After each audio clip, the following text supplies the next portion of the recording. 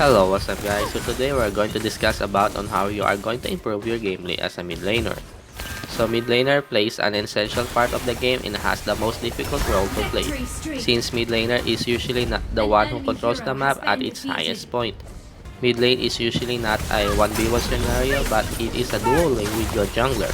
This means that you are really have to coordinate with your jungler in order for you to set up some ganks. So without further ado, let's jump in. In order for you to master the mid role, you pretty much have to know a lot of hero for you to be effective. Since mid role is divided into 4 categories, these are mages, fighters, marksman, and finally the assassin class. So let's start with the mage class, which is the most common thing that you are going to see in the game. Mages are usually a heavy item dependent type of class that needs a lot of farming in order for you to deal damage. They are pretty much slow when it comes to farming, so you better rotate in order for you to get online.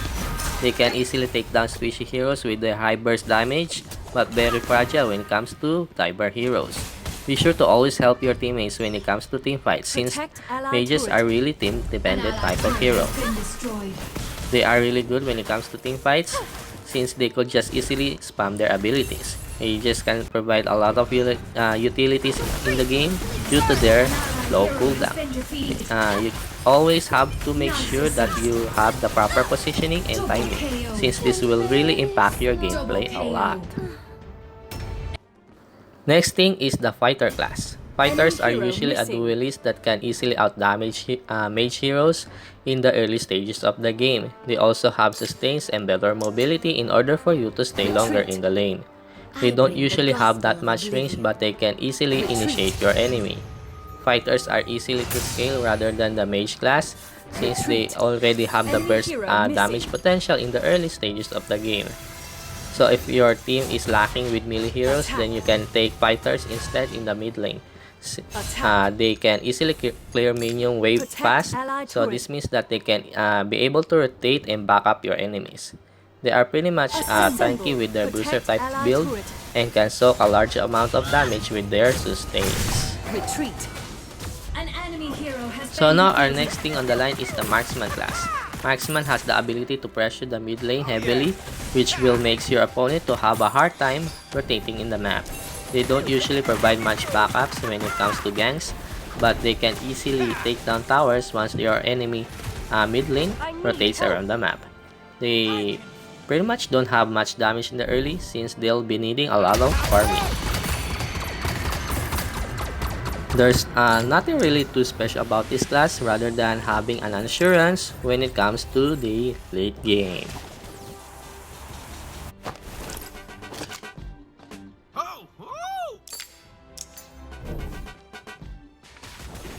An ally hero has been defeated.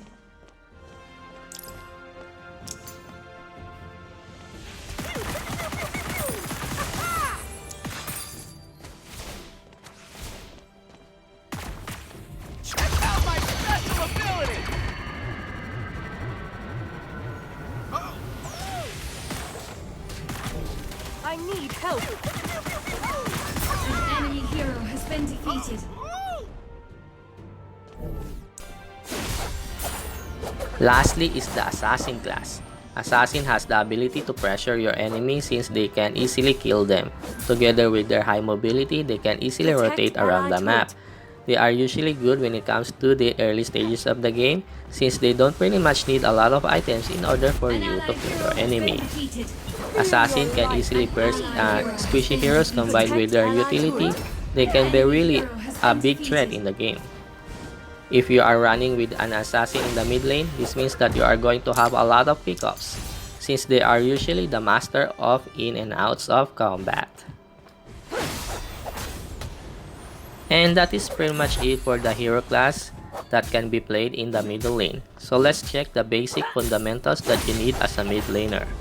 Here we have farming, map control, map awareness, wave management, key targeting, micro skills, and macro objectives. So that is pretty much it for the middle lane guide. Hope you learned something today, and I'll be seeing you in the next video.